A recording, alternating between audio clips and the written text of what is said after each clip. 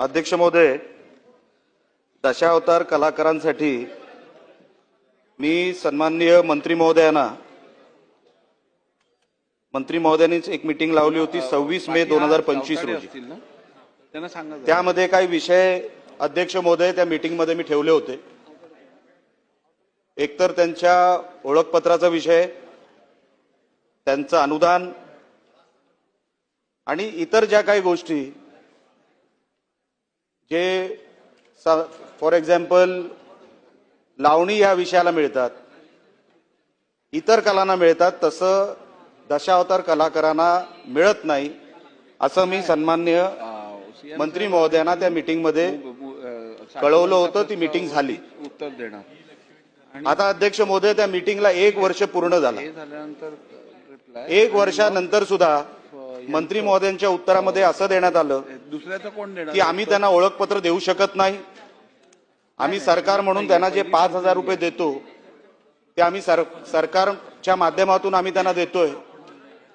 पण अध्यक्ष महोदय, हे 5,000 रुपये अगोदरपासूनच त्यांना मिळायचे। वेगळं या मीटिंग नंतर काही वेगळं घडलंय अशातला भाग नाही। आपण काही GR काढणार होतो अध्यक्ष महोदय, ते GR पण त्या मीटिंग नंतर जे काही ठरले ते अजूनपर्यंत निघालेले नाही।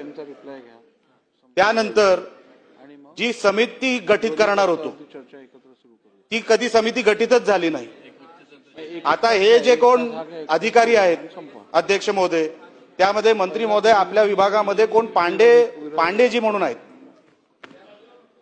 आता ती व्यक्ती एवढे अडथळे निर्माण करते ह्या सगळ्या व्यवस्थेमध्ये की आता त्यांना गुगल फॉर्म दिलेत काहीतरी। दशावतार कलाकारांना अध्यक्ष महोदय गुगल फॉर्म दिलेत। आता तो बिचारा गावात राहणारा व्यक्ती, हजारो कलाकार आहेत आमच्याकडे, त्यांना जर एवढं सगळं कळत असतं ते मागच्या काही अनेक वर्षांपासून झालं असतं ना। आता गुगल फॉर्म देऊन अधिकारी का जात नाही जिल्हा स्तरावर? मला हा प्रश्न आपल्याला विचारायचा मंत्री महोदय।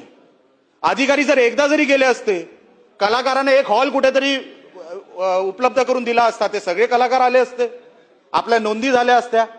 अजूनपर्यंत वर्ष झालं तरी अध्यक्ष महोदय अजून नोंदी झालेल्या नाहीत। दशावतार कलाकारांना जसं लावणी महोत्सव होतो महाराष्ट्रामध्ये आणि तो महाराष्ट्र सरकार मार्फत होतो, या फेब्रुवारी 2026 मध्ये लावणी महोत्सव झाला अध्यक्ष महोदय। त्या लावणी महोत्सव मध्ये 3 दिवस तो लावणी महोत्सव घेण्यात आला। लावणीच्या कलाकारांना, त्यांच्या सम्राटांना महाराष्ट्र पुरस्कार, पद्मभूषण वगैरे वगैरे पुरस्कार मिळतात। आमचा दशावतार कलाकार इतक्या वर्षापासून तिथे कला सादर करतोय, आमच्या संस्कृतीचा एक भाग आहे। आमचा एक दशावताराच्या कलाकाराला तिकडे काही मिळालेलं नाही, एक पुरस्कार आमच्या दशावतार कलाकाराला मिळालेला नाही। इतके वर्ष झाली या कलेला अजूनपर्यंत आम्हाला एक पुरस्कार मिळालेला नाही अध्यक्ष महोदय। तो का मिळाला नाही हे कधी मंत्री महोदयांनी आम्हाला सांगावं। ओळखपत्र दिली नाहीत तर ह्या सगळ्या सरकारी योजना ज्या आहेत हे आम्ही बसवायच्या कशा? मी मागे पण तक्रार केली होती अध्यक्ष महोदय की माझा हा दशावतार कलाकार हा 4 ठिकाणी रोजंदारीवर काम करतो, ह्याची नोंदच जर झाली नाही तर आपण त्याला ह्या सगळ्या सरकारी स्कीम मध्ये घ्यायच्या कशा? कसं घ्यायचं आपण या लोकांना? दुसरी गोष्ट, हा फक्त सिंधुदुर्गाचा विषय नाही। सिंधुदुर्गामध्ये जसा दशावतार कलाकारांचा विषय तुम्ही निकम साहेबांना विचारा किंवा भास्कर जाधव साहेबांना विचारा, तसाच नमन हा विषय रत्नागिरीमध्ये आहे। अजूनपर्यंत त्यांची कसली नोंद नाही। म्हणून अध्यक्ष महोदय, आपल्या माध्यमातून ती मीटिंग मंत्री महोदय आपण जी घेतली, आपल्याला सगळा विषय माहिती। आपण स्वतः कोकणातले आहात, आपण स्वतः माझ्या मतदारसंघातले आहात। आपण जाहीर त्याच्यानंतर केलेलं होतं की मी या लोकांना ओळखपत्र देणार, अजूनपर्यंत ओळखपत्राची प्रोसिजर सुरू झाली नाही। गुगल फॉर्म आमच्या कलाकारांना कळत नाही, तुम्ही काहीतरी सोपी पद्धत करून द्या, काहीतरी सोपी पद्धत आमच्या कलाकारांसाठी करून द्या। आमचा कुठेतरी दशावतार कलाकार हा कुठेतरी महाराष्ट्राच्या पटलावर दिसू द्या। एक पुरस्कार मंत्री महोदय आमच्या दशावतार कलाकाराला मिळालेला नाही। कलिंगन वगैरे मोठमोठे कलाकार आमच्या जिल्ह्यातून होऊन गेले, पण एकही पुरस्कार आमच्या ह्या कलाकारांना मिळालेला नाही।